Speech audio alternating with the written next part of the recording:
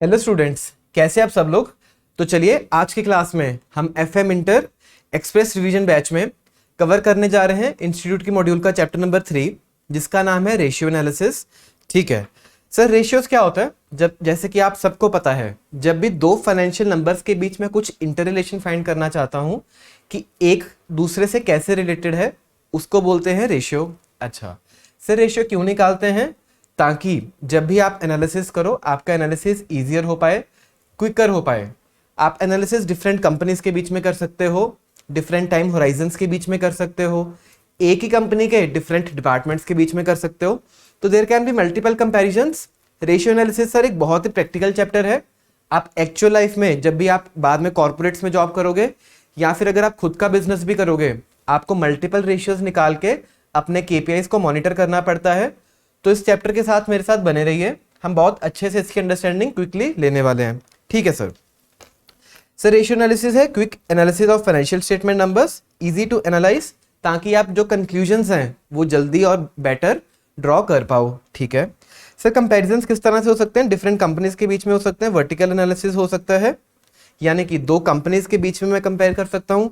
Sir एक ही company के बीच कंपेयर कर सकता हूँ डिफरेंट टाइम पीरियड्स में, यानी कि सर इस साल की परफॉर्मेंस और पिछले साल की परफॉर्मेंस, या फिर डिफरेंट वर्टिकल एनालिसिस में भी कंपेयर कर सकता हूं।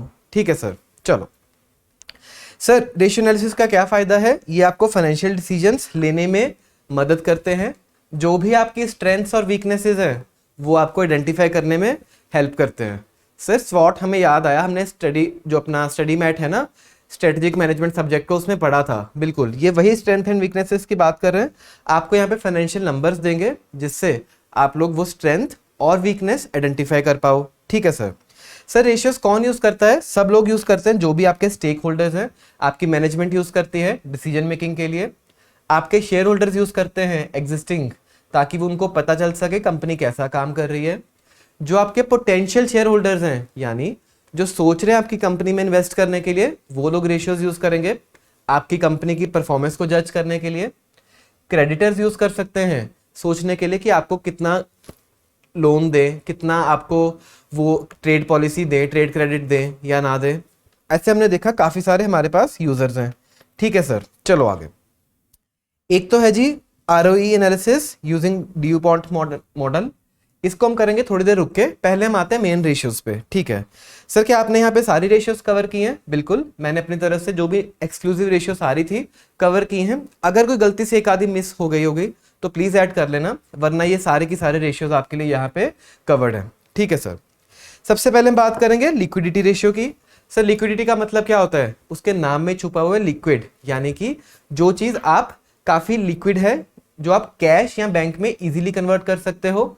यानी ये शॉर्ट टर्म जो आपके बिजनेस रिक्वायरमेंट्स हैं, करंट एसेट्स और करंट लायबिलिटीज, उससे रिलेट करता है। ठीक है सर। सबसे पहले क्या है? करंट रेशियो है। सर ये तो हम शुरू से पढ़ते आ रहे हैं, current assets by current liabilities, generic ratio है, कुछ नया नहीं है। इसमें आइडियल रेशियो कितना है? 2 का है। एमसीक्यू आ सकता है, आपको टेस्टिंग हो सकती है। ठीक है सर। सर क्विक रेशियो क्या होता है? सर नाम में छुपा हुआ क्विक रेशियो। क्विक, क्विक का मतलब क्या है? जो एसेट्स आप बहुत जल्दी कैश में कन्वर्ट कर सकते हो या फिर वो ऑलरेडी कैश में है। अच्छा सर, कौन कौन से एसेट्स क्विक होते हैं? एक तो आपका हो गया यहाँ पे सारे के सारे करंट एसेट्स मान के चलो क्विक है, बट दो चीजें उसमें से हमेशा एक्सक्लूड करके चलना। एक तो इन्वेंट्री। सर इन्वेंट्री क्विक नहीं है? नहीं है। अगर वो आपकी क्विक होगी तो फिर सर आप तो भी बेच के आओ ना। Inventory you are not able to sell, तभी तो वो आपका इन्वेंट्री पड़ा है। अच्छा सर, इसका मतलब इन्वेंट्री क्विक एसेट्स नहीं है। सर इसके अलावा प्रीपेड एक्सपेंसेस भी क्विक एसेट्स नहीं है। क्यों? क्योंकि ये तो कभी आपका कैश में कन्वर्ट होगा ही नहीं। इसके अगेंस्ट आप सिर्फ एक्सपेंसेस का बेनिफिट ले सकते हो, बट इसके अगेंस्ट कभी भी आपको कैश नहीं मिलेगा। अच्छा, तो सब बच्चे याद रखेंगे, जब भी क्विक एसेट्स निकालना है, टोटल करंट एसेट्स में से दो चीजें माइनस होंगी, इन्वेंट्री और प्रीपेड एक्सपेंसेस। ठीक है सर। चलो आगे। उसके बाद है absolute liquid ratio. Absolute liquid का मतलब जो बिल्कुल ही लिक्विड है, बिल्कुल ही कैश में है। अच्छा सर, कौन कौन से एसेट्स हैं यहाँ पे? आपका कैश बैलेंस तो आएगा, आपका बैंक बैलेंस भी आएगा क्योंकि सर वो एक फॉर्म ऑफ कैश ही है। आपकी मार्केटेबल सिक्योरिटीज भी आएंगी। सर मार्केटेबल सिक्योरिटीज होता है वो सिक्योरिटीज जो बहुत ही लिक्विड है, जिसको आप मार्केट में जाके कभी भी बेच सकते हो और अपना पैसा कैश में कन्वर्ट कर सकते हो। ठीक है सर। ये तीन जो भी एसेट्स हैं, ये सिर्फ तीन तरह के एसेट्स आपके एब्सोल्यूट लिक्विड एसेट्स हैं। ठीक है जी सर, और बताओ बेसिक डिफेंस इंटरवल रेशियो, नाम से क्या समझ आ रहा है? डिफेंस करना है आपको। डिफेंस क्रिकेट खेला है सबने? डिफेंस क्या होता है? जस्ट आप बॉल को रोक रहे हो, तब आपकी कोशिश क्या होती है कि आप आउट ना हो, चाहे आप स्कोर ना कर पाओ बट आप आउट ना हो। अच्छा सर, आपने सही बताया। सर ये क्या करेंगे, आप मीट कर पाओ अपने रेगुलर कैश एक्सपेंडिचर, ताकि आप जो भी अपने कैश एक्सपेंडिचर है रेगुलर वो मीट कर पाओ। चाहे आपके एक बार के लिए सेल्स रुक जाए, आपका उधर से कोई रेवेन्यू नहीं आ रहा, कोई प्रॉफिट्स नहीं आ रहे, कोई कैश फ्लोज नहीं आ रहे, बट स्टिल आप क्या कर रहे हो? डिफेंस कर रहे हो, अपनी विकेट बचा रहे हो कि जो मेरे प्रोडक्शन है मेरी कम से कम वो चलती रहे। ठीक है सर। सर इसको कैसे निकालेंगे?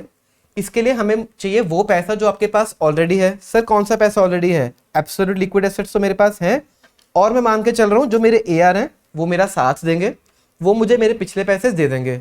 या फिर इन अदर टर्म्स बोलूं, जो भी आपके क्विक एसेट्स हैं वो मान के चलेंगे आपके डिफेंस के लिए अवेलेबल हैं। अच्छा सर, अगर मैं इसको डिवाइड कर दूं, डेली आपका जो भी कैश ऑपरेटिंग एक्सपेंसेस हो रहा है, जो भी आप डेली एक्सपेंसेस कर रहे हो, अगर उससे डिवाइड कर दूं तो आपको चल जाएगा पता कि कितने दिन तक आप ये डिफेंस कर सकते हो, कितने दिन तक आप ये अपने प्रोडक्शन कैरी ऑन कर सकते हो। अच्छा सर, एक एग्जांपल लेते हैं। मान के चलो आपके पास क्विक एसेट्स है 20 लाख के, और रोज का खर्चा आपका 1 लाख रुपए हो जाता है कैश ऑपरेटिंग एक्सपेंसेस में। तो इसका मतलब आप जो अपना बिजनेस को डिफेंस 20 डेज तक कर सकते हो, 20 दिन तक आपका बिजनेस डेड नहीं होगा, आउट नहीं होगा। ठीक है सर, आगे चलो। सर नेटवर्किंग कैपिटल आप सबने ऑलरेडी पढ़ा हुआ है, current assets minus current liabilities करूंगा, मेरे पास क्या आ जाएगा? Networking capital. ठीक है, इसमें एक चीज ध्यान रखना है, इंस्टीट्यूट ने अपने मॉड्यूल में लिखा हुआ है जब भी आप करंट लायबिलिटीज लोगे for the networking capital, exclude कर देना short term bank loan. Institute ने लिखा हुआ है, जनरली वैसे हम लोग एक्सक्लूड नहीं करते हैं। तो अगर स्पेसिफिकली क्वेश्चन आया और क्वेश्चन में ये चीज लिखी हुई तो आप नोट डाल देना कि हमने करंट लायबिलिटीज एक्सक्लूड करके लिया है, और अपना आंसर सॉल्व कर देना। ठीक है सर, चलो आगे। अब बात करें कैपिटल स्ट्रक्चर रेशियो की। सर कैपिटल स्ट्रक्चर आपने हमें बहुत अच्छे से पढ़ाया हुआ है, चैप्टर नंबर 5 में हम पढ़ के आए हैं। बस उसी कैपिटल स्ट्रक्चर की कुछ एक रेशियोज यहाँ निकाल लेंगे ताकि आप अपना एनालिसिस अच्छे से कर पाओ। ठीक है sir. Sir equity ratio, equity का मतलब क्या होता है? सर हम सबको पता है शेयर होल्डर्स इक्विटी, जो भी पैसा हमारे इक्विटी शेयर होल्डर्स और प्रेफरेंस शेयर होल्डर्स को बिलोंग करता है। यानी कि sir share holders equity divided by, अगर मैं कर दूं नेट एसेट्स या कैपिटल एम्प्लॉयड, मेरे पास एक परसेंटेज आ जाएगा। कितना percentage of the total capital employed आपका इक्विटी ओनर से आया है। अच्छा सर, एक बार ये बताओ शेयर होल्डर्स इक्विटी क्या होता है? उसके लिए मैंने यहाँ पे आपके लिए नोट्स बना दिए हैं। जो ये शेयर होल्डर इक्विटी है, या इसको प्रोप्राइटर फंड्स बोल लो, शेयर होल्डर फंड्स बोल लो, या नेटवर्थ बोल लो, one and the same thing है। इसका मतलब होता है equity share capital, reserves and surplus. ठीक है, ये दोनों चीजें तो आएंगी, प्लस इसमें प्रेफरेंस शेयर्स भी आएंगे, जो प्रेफरेंस शेयर आपने इशू किए हैं। सर एक माइनस आपने फिक्टिशियस एसेट्स क्या लिखा है? कई बार क्वेश्चन आपको टेस्ट कर सकता है। अगर कोई भी फिक्टिशियस एसेट ऐसा गिवन है, फिक्टिशियस का मतलब होता है आपने उसको रिकॉर्ड तो किया हुआ है बट वो एक्चुअल में एसेट आपका प्रॉपर है ही नहीं, तो तब आप उसको हटा के आओगे। इसके लिए मैंने स्पेसिफिक नोट भी दे दिया, इग्नोर करना या एक्सक्लूड कर देना अगर क्वेश्चन में कहीं भी फिक्टिशियस एसेट्स गिवन होंगे। जनरली गिवन नहीं होते हैं, बट अगर बाय चांस इंस्टीट्यूट ने आपको टेस्ट किया, आपको पता होना चाहिए। ठीक है जी, चलो आगे। Sir equity share holder funds क्या होता है? वो फंड्स जो सिर्फ इक्विटी शेयर होल्डर्स को बिलोंग करते हैं। अच्छा, उसमें सिर्फ equity plus reserves and surplus minus कर दोगे अगेन फिक्टिशियस एसेट्स। अब यहाँ पे देखना, अगर तो शेयर होल्डर इक्विटी है, इसका मतलब सर वो सारे आएंगे प्रेफरेंस के साथ। अगर इक्विटी शेयर होल्डर फंड्स है तो सिर्फ इक्विटी की बात करेंगे। बहुत एक माइनर डिफरेंस है, बट एक बार आप समझ के चलना, ऐसे ही फाइनेंशियल टर्म्स हम लोग यूज करते हैं। इक्विटी शेयर होल्डर मतलब सिर्फ इक्विटी, शेयर होल्डर्स इक्विटी मतलब इक्विटी भी और प्रेफरेंस भी। ठीक है सर, चलो आगे। सर नेट एसेट्स क्या होता है? नेट एसेट्स होता है आपके बैलेंस शीट, अगर यहाँ पे मैं क्विकली ड्रॉ करूं, सर यहाँ पे आ जाएगा मेरा नेटवर्थ, यहाँ पे आ जाएगा non current liabilities, current liabilities, non current assets और करंट एसेट्स। अच्छा सर, आपके पास अब ना नेटवर्थ निकालने के कई तरीके हैं। नेटवर्थ तो हमें सबको पता है, जो हमने यहाँ पे ऑलरेडी पढ़ लिया है। ठीक है जी। सर अब कैपिटल एम्प्लॉयड क्या होता है? हमने पहले भी पढ़ा था, अगर इन दोनों को प्लस कर दूं कैपिटल एम्प्लॉयड आ जाएगा। अच्छा सर, अगर इन दोनों को प्लस करके ये वाली चीज माइनस कर दूं, सर फिर भी तो ये वाला हिस्सा बचेगा। बिल्कुल बढ़िया। Non current assets plus current assets कर दो, फिर माइनस उसमें करंट लायबिलिटीज कर देना तो भी आ जाएगा। अच्छा सर, इन दोनों को नेट करके ना हम वर्किंग कैपिटल बोलते हैं। अच्छा सर, वर्किंग कैपिटल में और अगर मैंने ये ऐड कर दिया सर, फिर भी तो मेरे पास कैपिटल एम्प्लॉयड आ जाएगा। बहुत ही बढ़िया, आप सबको आता है। Share holder equity plus non current liabilities कर दूं, या फिर ये तीनों को ऐड कर दूं, या फिर ये ऐड कर दूं, आंसर आपके पास हमेशा सेम आएगा क्योंकि this is your balance sheet. ठीक है सर, समझ आया, आगे चलो। ऐसे ही डेट रेशियो निकालनी है। जब भी डेट रेशियो निकालोगे क्या होगा, कितना आपका डेट है डिवाइडेड बाय कितने आपके टोटल फंड्स हैं। अच्छा, अब इंस्टीट्यूट ने याद रखना यहाँ पे ना एक थोड़ी सी गड़बड़ की है। इन्होंने जब डेट लिया तो इन्होंने टोटल डेट लिया है, नॉन करंट भी लिया है और करंट भी लिया है। बट जनरली जब भी हम प्रैक्टिकली निकालते हैं या फिर अगर आपको किसी भी और चैप्टर में डेट रेशियो आया तो सिर्फ आप नॉन करंट डेट को यहाँ पे लेके आओगे, लॉन्ग टर्म डेट को लेके आओगे। ठीक है sir, total debt by again नीचे वाला चीज आपका सेम रहा, यहाँ पे सिर्फ हम डेट का प्रोपोर्शन फाइंड करना चाहते हैं। अच्छा, तो एक बार आप समझना, अगर मैं इन दोनों को प्लस करूंगा तो मेरा आंसर आना चाहिए 100%। यानी कि कैपिटल स्ट्रक्चर के सिर्फ दो ही टुकड़े हैं, या तो वो इक्विटी में जाएगा, नेटवर्थ में जाएगा, या फिर वो यहाँ पे डेट में आ जाएगा, नॉन करंट लायबिलिटीज में। अंडर दिस अजम्पशन कि जब आप ये डेट का फॉर्मूला कैलकुलेट कर रहे हो तो आप सिर्फ यहाँ पे जो आपके पास करंट नॉन करंट डेट है उसको ले रहे हो। ठीक है सर, आगे चलो। अब इंस्टीट्यूट ने ऐसे टोटल डेट लिया था इसलिए मैंने यहाँ पे आपके लिए लिख दिया, बट मैंने आपको क्लैरिफिकेशन भी दे दी है। चलो आगे। Sir, debt to equity ratio. अच्छा, जब ऐसा कोई भी क्वेश्चन आए जिसमें वो टू यूज करे, कंफ्यूज नहीं होना। टू का मतलब है जो चीज ऊपर लिखी है, यानी कि जो ये डेट है ये आपका ऊपर आएगा, टू इक्विटी जो सेकंड वाली चीज है वो नीचे आएगी। सिंपल है, हर फॉर्मूला में यही लगेगा, मतलब ऊपर लेंगे डेट, नीचे लेंगे इक्विटी। अगेन यहाँ पे इंस्टीट्यूट ने क्या किया, टोटल डेट ले लिया by shareholder equity. Generally हम क्या करेंगे, नॉन करंट लायबिलिटीज लेंगे, नॉन करंट डेट लेंगे divided by shareholder equity. ठीक है सर, समझ आ गया, चलो आगे।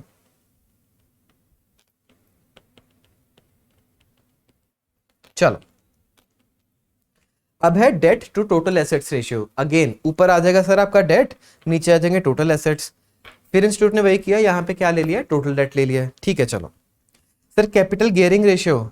सर गियरिंग, हमें कार याद आ रही है, कार में हम क्या डालते थे सर, गियर डालते थे। अच्छा, अब आप गियर कब बढ़ाते थे, जब आपको स्पीड ज्यादा चाहिए होती थी। ऐसे ही यहाँ पे आप करोगे जब आपको बिजनेस अच्छा चल रहा है। सर हमने लेवरेजेस चैप्टर में पढ़ा था, जब बिजनेस अच्छा चल रहा है तब मैं ज्यादा डेट ले सकता हूँ।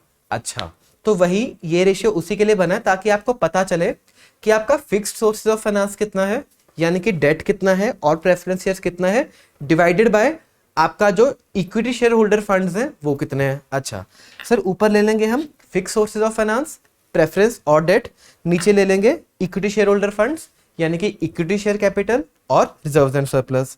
ठीक है जी सर, प्रोप्राइटरी रेशियो। सर आपने अभी बताया प्रोप्राइटर फंड्स क्या होते हैं, जो भी आपके शेयर होल्डर फंड्स हैं, इक्विटी भी और प्रेफरेंस भी। अच्छा, ये वो आ गए डिवाइडेड बाय टोटल एसेट्स, यानी कि आपने अपनी टोटल बैलेंस शीट में से हिस्सा निकाल दिया, कितना हिस्सा आपके प्रोप्राइटर से आ रहा है।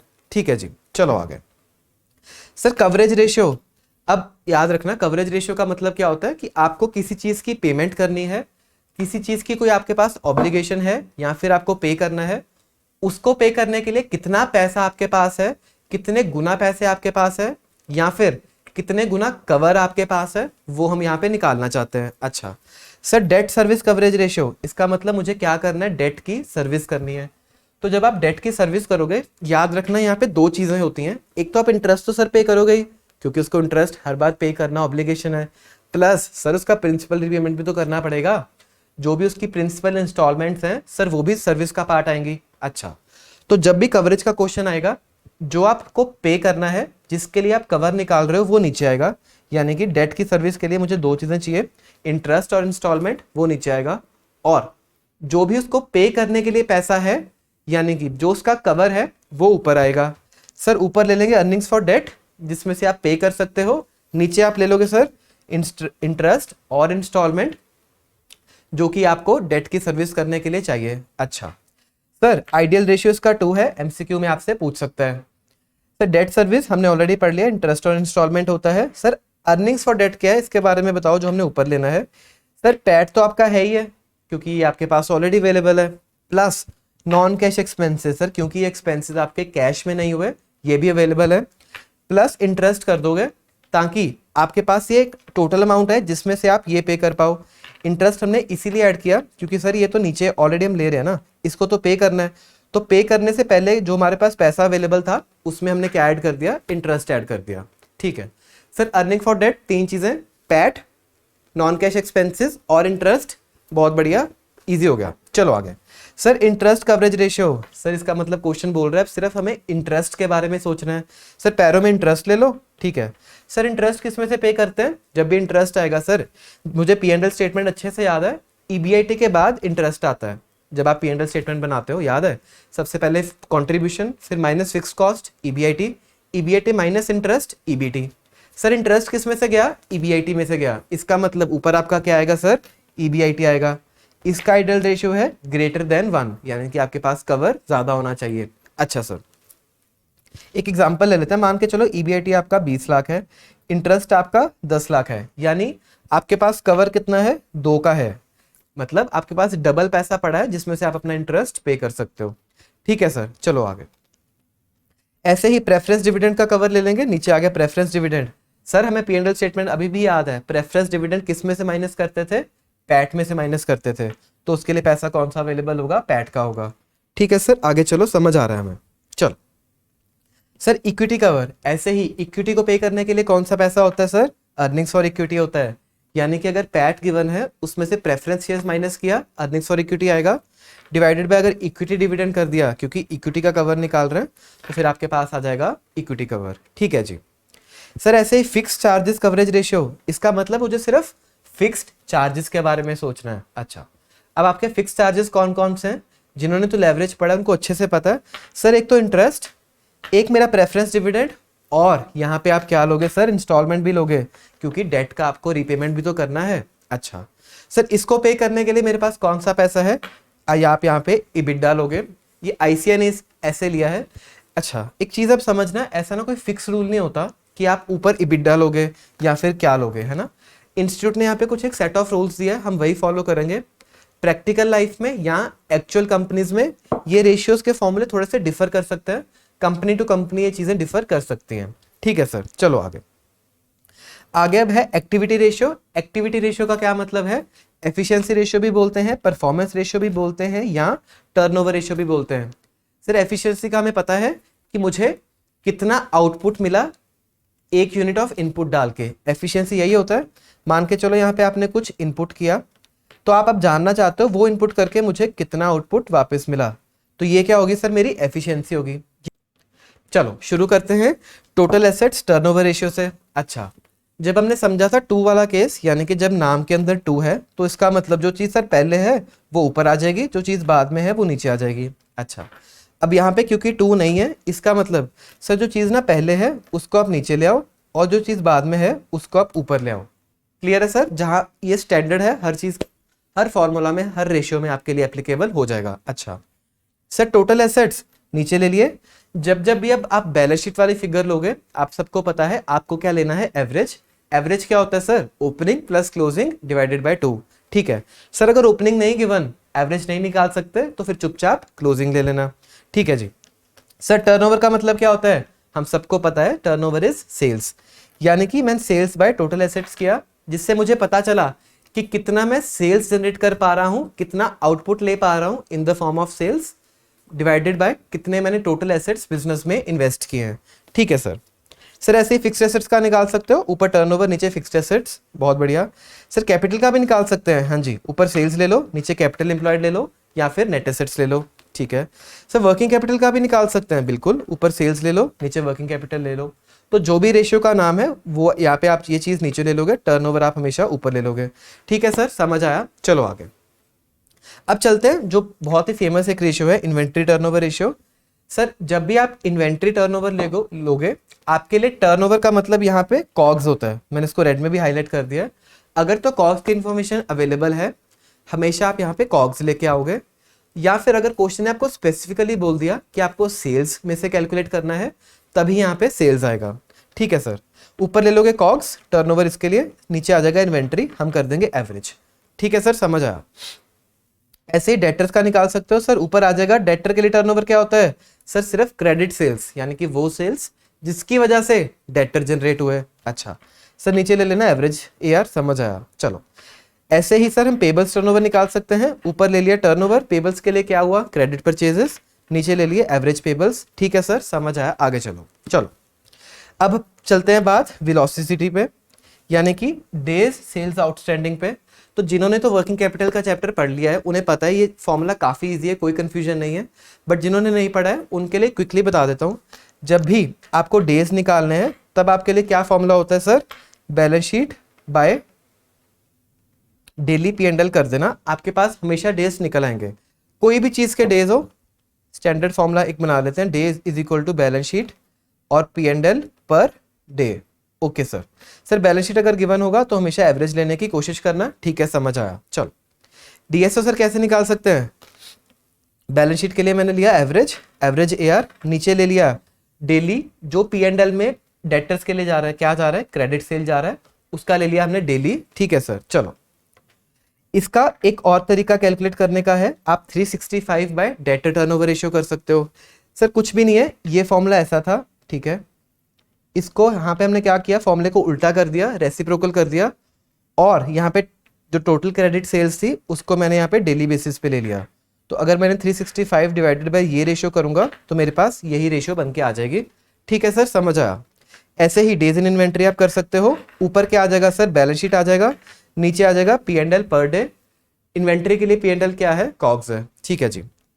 ऐसे ही DPO निकाल सकते हो, पेबल्स के लिए वेलोसिटी, डेज पेबल आउटस्टैंडिंग कैसे निकलेगा सर, ऊपर लेंगे average balance sheet, average accounts payable, नीचे P&L के लिए डेली वाला ले लेंगे। सर पेबल्स के लिए P&L क्या है, आपका जो भी क्रेडिट परचेजेस है उसको आप डेली ले लो, आपके पास निकल आएगा। ऐसे ही इनका आप रेसिप्रोकल्स करके यहाँ पे तीनों के लिए भी आंसर्स निकाल सकते हो। क्लियर है सर, समझ आया। चलो सर अब चलते हैं प्रॉफिटेबिलिटी रेशियो, सबको आती है, बहुत ही आसान है। Profitability sir GP gross profit by sales कर लो। सर GP हम सबको पता है सेल्स माइनस कॉग्स GP होता है। ठीक है जी। Sir net profit by sales कर लो, आ जाएगा। सर नेट प्रॉफिट क्या होता है, पैट होता है, हम सबको इतना आता है, बहुत ईजी है। सर अब चलते हैं थोड़ी सी एक नई चीज पे, ऑपरेटिंग प्रॉफिट पे। सर हम सबको पता है ऑपरेटिंग प्रॉफिट क्या होता है, EBIT होता है। तो अगर मैंने EBIT डिवाइडेड बाय सेल्स किया, ऑपरेटिंग प्रॉफिट रेशियो आ जाएगा।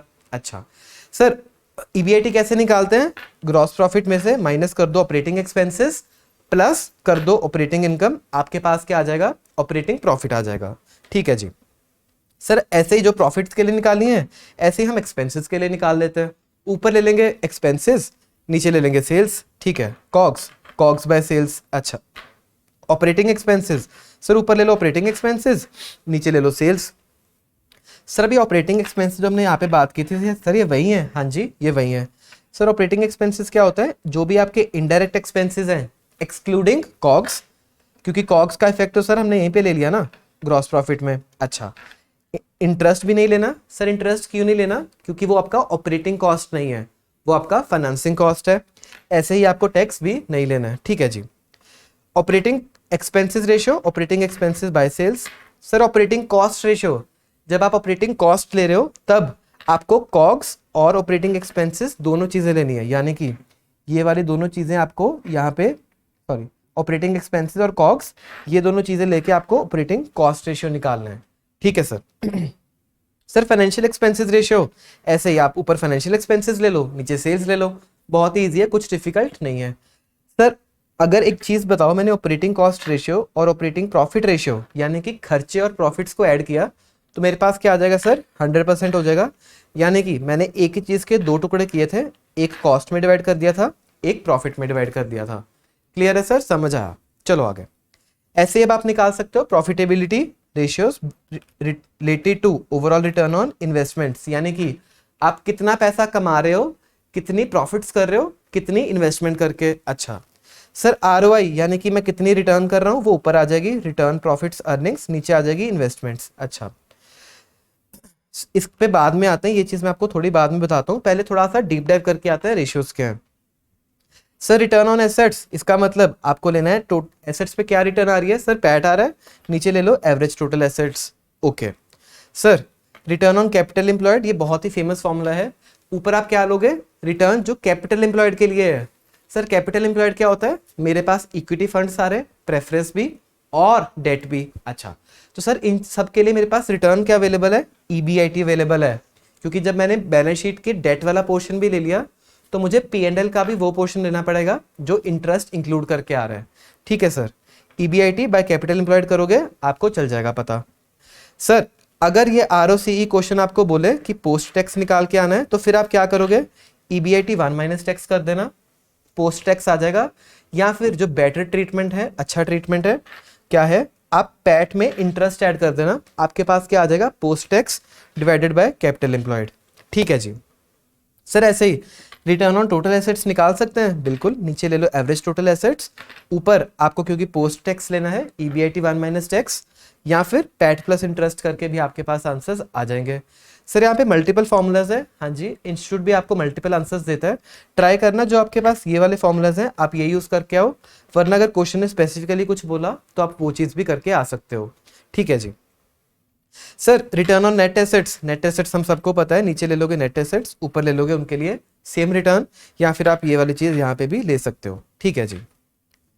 Sir return on net worth, sir यहाँ पे ले लो नेटवर्थ, ऊपर ले लो इनके लिए पैट। सर नेटवर्थ क्या होता था अब आपके पास, प्रेफरेंस भी और इक्विटी भी, तो उनके लिए पैसा कौन सा है, सिर्फ पैट अवेलेबल है, यहाँ पे आप ईबीआईटी की बात नहीं करोगे। ठीक है जी। सर रिटर्न ऑन इक्विटी, यानी कि सिर्फ इक्विटी पे क्या रिटर्न है, नीचे ले लो इक्विटी का पैसा, ऊपर ले लो जो आपने कमाई की है इक्विटी के लिए। क्लियर है यहाँ तक, सिंपल रेशियोज थी, हमने वो फॉर्मूला स्टडी कर लिए। चलो अब बात करेंगे इस चीज की जो मैं यहाँ पे छोड़ के आया था। सर प्रॉफिटेबिलिटी रेशियोज क्या होती है, सर मान के चलो मेरा net profit divided by sales multiplied by, sir investment turnover ratio क्या होती है, सर ऊपर आप ले लेना सेल्स, नीचे आप ले लेना इन्वेस्टमेंट। तो अगर इन दोनों को मल्टीप्लाई करूं, सेल्स सेल्स कट जाएगा, क्या बचा, नेट प्रॉफिट बाय इन्वेस्टमेंट्स। तो ये वही तो चीज है, यानी कि आपने आरओआई के दो हिस्से कर दिए। यानी कि क्वेश्चन क्या कहना चाह रहा है यहाँ पे, आप अपना रिटर्न ऑन इन्वेस्टमेंट कैसे बढ़ा सकते हो, दो तरीके, या तो फिर आप एक काम करो, जो आप सेल्स कर रहे हो उस पर प्रॉफिट ज़्यादा जनरेट करो, यानी कि आप अपनी प्रॉफिटेबिलिटी बढ़ाओ, या फिर जितने आपने इन्वेस्टमेंट करी है उससे आप सेल्स ज़्यादा जनरेट करो, यानी कि जो आपकी इन्वेस्टमेंट है उसके ऊपर आप सेल्स ज़्यादा लेके आओ।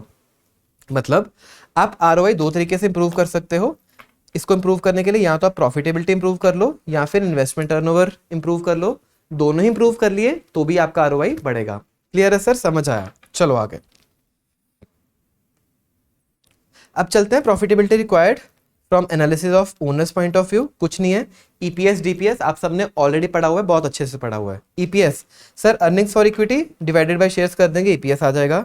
सर डीपीएस जितना हमने डिविडेंड पे किया डिवाइडेड बाय शेयर्स कर दो, डीपीएस आ जाएगा। बहुत इजी है, सिंपल है, मैं क्विकली इनसे गो थ्रू कर रहा हूँ। Sir dividend pay out ratio, ये भी आपने बहुत अच्छे से पढ़ा हुआ है चैप्टर नंबर 8 में डिविडेंड डिसीजंस में, कि हम कितना डिविडेंड पे कर रहे हैं, टोटल ईपीएस में से हमें चल जाएगा पता कितना आपका डिविडेंड पे आउट रेशियो है। ठीक है सर। अब चलते हैं कुछ profitability ratios relating to market valuation या फिर इन्वेस्टर्स के ऊपर। Sir MV by BV, market value by book value, उसके नाम में ही उसका रेशियो का फॉर्मूला छिपा हुआ है। ऊपर ले लोगे आप मार्केट वैल्यू पर शेयर, नीचे ले लोगे आप क्या, बुक वैल्यू पर शेयर। ठीक है सर, समझ आया, चलो आगे। बुक वैल्यू पर शेयर क्या होता है सर, मार्केट वैल्यू तो हमें पता है, क्वेश्चन में गिवन होगा। बुक वैल्यू कैसे निकालना है, जो भी आपके पास इक्विटी शेयर होल्डर फंड्स है, जो पैसा सिर्फ इक्विटी को बिलोंग करता है, divided by number of equity shares कर दोगे, आपके पास पता चल जाएगा पर शेयर बुक वैल्यू क्या है। ठीक है सर। क्यू रेशियो क्या है, क्यू रेशियो एक ऐसी चीज है जो आपको बताती है कि आपकी कंपनी की रिप्लेसमेंट एसेट्स की वैल्यू क्या है और मार्केट आपको कैसे वैल्यू कर रही है। अच्छा सर, ऊपर ले लेना मार्केट वैल्यू ऑफ इक्विटी और मार्केट वैल्यू ऑफ डेट, यानी कि आपका वैल्यू ऑफ फर्म क्या है मार्केट में। अच्छा, डिवाइडेड बाय ले लेना रिप्लेसमेंट कॉस्ट ऑफ एसेट्स, यानी अगर आपके पास जो भी एसेट्स हैं अगर आप उनको मार्केट में से दोबारा लेने जाओ, रिप्लेस करने जाओ, तो आपका कितना पैसा खर्च होगा। एक एग्जांपल लेते हैं, मान के चलो आपका मार्केट वैल्यू ऑफ इक्विटी और डेट है 20 CR और सर रिप्लेसमेंट कॉस्ट है 20 CR। इसका मतलब मार्केट ने आपकी वैल्यूएशन ज़्यादा कर रखी है, आपका ग्रेटर देन 1 है रेशियो आएगा। सर इसका मतलब आपकी फर्म जो है ओवर वैल्यूड है। अच्छा, और अगर यही केस इसका उल्टा हो, मार्केट बोल रही है सिर्फ 10 CR, आपकी वैल्यू तो सर एसेट्स की 15 करोड़ है, इसका मतलब आपकी फर्म अंडर वैल्यूड चल रही है। सर इसका मतलब क्या है कि आपकी फर्म कभी भी टेकन ओवर की जा सकती है, कोई लार्ज बड़ी कंपनी आएगी, हो सकता है वो आपकी कंपनी के एसेट्स सारी इक्विटी 10 करोड़ में खरीद ले और उसको बेनिफिट कितने का हो जाए, 15 करोड़ का हो जाए। क्लियर है सर, समझ आया? चलो सब रेशियोज क्लियर है। अब बात करते हैं डुपॉन्ट मॉडल की। ठीक है, ये भी क्या करता है, जो आपका आरओई है, हमने यहाँ पे एक बात समझना, हमने यहाँ पे क्या स्प्लिटअप समझा था सर, हमने यहाँ पे आरओआई का स्प्लिटअप समझा था इनटू, ऐसे ही जो डुपॉन्ट मॉडल है वो आपको बताएगा split up of ROE, return on equity. Sir आपने अभी समझाया रिटर्न क्या होता है इक्विटी के लिए, अर्निंग्स फॉर इक्विटी, नीचे उनका पैसा कितना फंसा हुआ है, इक्विटी शेयर होल्डर फंड्स है। अच्छा सर फॉर्मूला क्या है आपके पास, पैट डिवाइडेड बाय, अगर तो आपके पास प्रेफरेंस शेयर्स नहीं है तो फिर नेटवर्थ हो जाएगा, अगर आपके पास सर प्रेफरेंस शेयर्स भी हैं तो फिर क्या होगा sir, PAT divided by equity share holder funds. Sir clear है, समझ आया? चलो अब हम क्या करेंगे, आरओई को ब्रेक करेंगे। आरओई को ब्रेक हमने किया 3 फॉर्मूलाज में, एक तो नेट प्रॉफिट मार्जिन, एक इन्वेस्टमेंट टर्नओवर रेशियो और एक इक्विटी मल्टीप्लायर। अच्छा या फिर इसको थोड़ा सा इजी करूं आपके लिए, एक हमने निकाली प्रॉफिटेबिलिटी रेशियो, एक हमने निकाली एफिशिएंसी रेशियो, फिर हमने निकाला बिजनेस मल्टीप्लायर। अच्छा सर थोड़ा सा और अच्छे से बताओ, अभी कुछ कुछ समझ आ रहा है बट प्रॉपर नहीं समझ आया। अच्छा प्रॉफिटेबिलिटी सबको पता है क्या होता है sir, PAT by sales into 100 करके आपके पास क्या आ जाएगा, प्रॉफिटेबिलिटी, यानी कि आप सेल्स जब करते हो तो कितना पैसा कमाते हो, कितना प्रॉफिट कमाते हो। अच्छा सर एफिशिएंसी, एफिशिएंसी क्या होता है कि आपने कितने एसेट्स का इनपुट किया और उसमें से आप कितना आउटपुट लेके आ रहे हो in the form of sales. Sir ऊपर ले लेना सेल्स, नीचे ले लोगे आप इन्वेस्टमेंट्स या फिर अपने एसेट्स, टोटल एसेट्स। ठीक है सर अब इक्विटी मल्टीप्लायर क्या है, इक्विटी मल्टीप्लायर ये बोलेगा कि आपके पास जो शेयर होल्डर इक्विटी है या फिर जो आपके पास यहाँ पे इक्विटी शेयर होल्डर फंड्स हैं, अगर इसको आप ऊपर लोगे इन्वेस्टमेंट्स या फिर एसेट्स तो आपको पता चलेगा आपका इक्विटी मल्टीप्लायर कितना है। यानी कि मान के चलो आपके इक्विटी शेयर होल्डर फंड्स ने 10 रुपए दिए हुए थे बट आपके पास सर टोटल एसेट्स 50 रुपए के हैं, इसका मतलब आपने इक्विटी से 5 टाइम अपनी एसेट्स खरीद ली, यानी कि अपने बिजनेस को 5 टाइम्स मल्टीप्लाई कर लिया, तो उसका यहां से पता चलेगा। तो ये तीनों फॉर्मूलाज को लिखा। अगेन अगर यहाँ पे मैं कटिंग करूं, सर सेल्स कट गया, सेल्स कट गया, अच्छा इन्वेस्टमेंट एसेट्स कट गया, इन्वेस्टमेंट एसेट्स कट गया, सर बचा क्या, यहाँ पे प्रॉफिट बचा divided by equity share holder funds. Sir हम पहले यही तो पढ़ रहे थे, तो हमने कुछ नहीं किया, आरओई को 3 चीजों में ब्रेक किया, प्रॉफिटेबिलिटी, एफिशिएंसी और बिजनेस मल्टीप्लायर। इन 3 चीजों को मल्टीप्लाई करोगे तो भी आपके पास आरओई आ जाएगा। सर ये क्यों कर रहे हैं हम लोग, ताकि आप अपना आरओई रेशियो को बेटर एनालाइज कर पाओ कि आपका प्रॉफिटेबिलिटी की वजह से आरओई कितना आ रहा है, आपका एफिशिएंसी बिजनेस का कितना है और बिजनेस मल्टीप्लायर कितना है। ठीक है सर समझ आया? और कुछ आप कहना चाहते हो चैप्टर में, आपने हमें सब कुछ बता दिया, बस लास्ट के 2-4 पॉइंट्स मैं आपको बताऊंगा ताकि आपके क्वेश्चंस अच्छे से सॉल्व हों। सर इस सब की हमने बात ऑलरेडी कर ली। ठीक है सर सेल्स क्या होता है, नेट ऑफ जीएसटी लेना। ठीक है, जब भी आप सेल्स लोगे इनडायरेक्ट टैक्सेस आप इंक्लूड नहीं करोगे। ठीक है, और रिटर्न्स भी इंक्लूड नहीं करोगे। ठीक है चलो सर जब भी रेशियो बैलेंस शीट और पी&एल का होगा, बैलेंस शीट एवरेज लेना है, ये हमने ऑलरेडी डिस्कस किया। अगर दोनों ओपनिंग और क्लोजिंग गिवन है तो फिर आप एवरेज लेके आओगे, ये भी हमने पढ़ लिया। अनलेस क्वेश्चन स्पेसिफिकली प्रोहिबिट्स, अगर क्वेश्चन ने बोल दिया कि भाई साहब एवरेज नहीं लेना तो फिर आप क्वेश्चन से लड़ाई नहीं करोगे, जो क्वेश्चन बोल रहा है चुपचाप मान लोगे। ठीक है जी सर अगर ओनली क्लोजिंग ही गिवन है, ओपनिंग नहीं है, तो हमने ऑलरेडी पढ़ा, आप क्लोजिंग ले लेना, आपको एवरेज करने की जरूरत नहीं है। ठीक है जी सर आगे क्या है, डोंट टेक कैश कॉस्ट और any finance adjustment like working capital chapter, take accounting figures. Sir आपने हमें वर्किंग कैपिटल चैप्टर में पढ़ाया है कि जब आप वर्किंग कैपिटल में अपने एआर को वैल्यूएशन कर रहे हो या फिनिश गुड्स को वैल्यूएशन कर रहे हो तब सिर्फ हम कैश कॉस्ट बेसिस पे करते हैं, बट यहाँ पे सिर्फ आप अकाउंटिंग फिगर्स करोगे, यहाँ पे कोई भी कैश कॉस्ट की बात नहीं करेगा। क्यों? क्योंकि यहाँ पे जो इंटेंट है वो डिफरेंट है। यहाँ पे इंटेंट क्या है, जो भी आपके पास फाइनेंशियल स्टेटमेंट्स में से फिगर्स हैं आप उनसे रेशियोज निकालना चाहते हो, तो कोई भी फाइनेंस की एडजस्टमेंट नहीं करके आओगे। बट सर वर्किंग कैपिटल में वो तो फाइनेंशियल मैनेजर्स अपने लिए यूज कर रहे हैं ना, ताकि उनको पता चल सके कितना उनको वर्किंग कैपिटल चाहिए, तो इसीलिए वहां पे हम क्या लेते हैं, कैश कॉस्ट लेते हैं। ठीक है सर समझ आया? With this we complete the chapter ratio analysis. मिलते हैं आप सुपर 30 क्वेश्चंस में जिसमें हम रेशियो एनालिसिस के बढ़िया बढ़िया अच्छे अच्छे क्वेश्चंस को सॉल्व करेंगे, जिससे आपके ये जो कॉन्सेप्ट्स हमने डिस्कस किए हैं और निखर के आ सके। ठीक है sir, with this we close the class. Thanks for the time.